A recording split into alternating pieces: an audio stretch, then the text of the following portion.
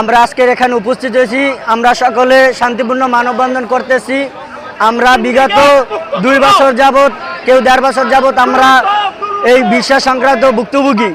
আমরা আশা করি দ্রুত ভিসা সহ আমরা পাসপোর্ট ফেরত চাই, সিরিয়ালভাবে আমরা পাসপোর্ট ফেরত চাই। আমি জর্ডান থেকে আছি বিগত 1.5 বছর। আমি আজও পর্যন্ত জর্ডানও যাইতে পারি না। আমার এই যে আকামা, আমি জর্ডানে ভিসা ক্যান্সেল হওয়ার পর আমি আর ওখানেও যাইতে পারি নাই এবং দেশেও আমি কোনো কর্ম করতে পারি নাই। এবং আমার ফ্যামিলিতে 5 জন মেম্বার আছে। 5 জন মেম্বার থাকায় আমি এখন খুবই সমস্যা আছি। এরকমের হাজারো প্রবাসী দেশে আসার পরে এখন পর্যন্ত বিদেশে যাইতে পারে না। ঠিক আছে, এখন আমরা এর সুষ্ঠু সমাধান চাই। আমরা চাই আমাদের ভিসা সহ পাসপোর্ট দ্রুত সহকারে ফেরত চাই, এটাই আমাদের দাবি। এখানে যারা আমরা উপস্থিত সবাই আজকে ইটালির ভুক্তভোগী।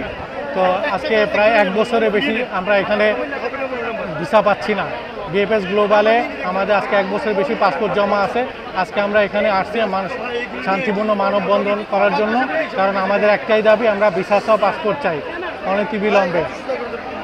এখন আমাদের ইউনূস স্যারের প্রতি আবেদন যে আমাদের এই ভিসা পাওয়ার জন্য যতটুকু প্রসেস করা যায় উনি যেন ইটালির প্রধানমন্ত্রীর সাথে এ ব্যাপারে কথা বলেন এবং যথাযথ ব্যবস্থা গ্রহণ করেন। আমাদের একটাই দাবি, কারণ আজকে আমরা 1 বছরের বেশি বা 1.5 বছরের জন্য এখানে আসি। সবাই ভুক্তভোগী, সবাই ফ্যামিলি নিয়ে অনেক টেনশনে আছে, কারণ কারো কোনো আয় রোজগারের ব্যবস্থা নেই।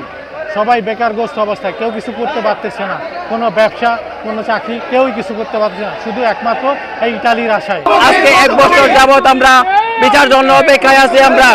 আমরা চাই যেভাবে হোক অতি দ্রুত আমাদের ভিসা সহ পাসপোর্ট ফেরত দেওয়া হোক। আমরা 13 বছর যাবত আমরা বিদেশ থেকে চলে আসছি। আমাদের পাসপোর্টের মেয়াদ শেষ, আমাদের ওই দেশের রেসিডেন্ট কার্ডের মেয়াদ শেষ, আমাদের ড্রাইভিং লাইসেন্সের মেয়াদ শেষ।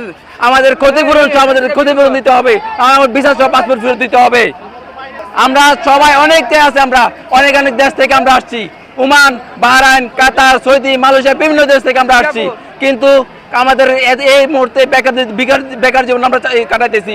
আমাদেরকে অতি দ্রুত যেভাবে হোক আমাদের ভিসা সহ পাসপোর্ট ফেরত দেওয়া হোক।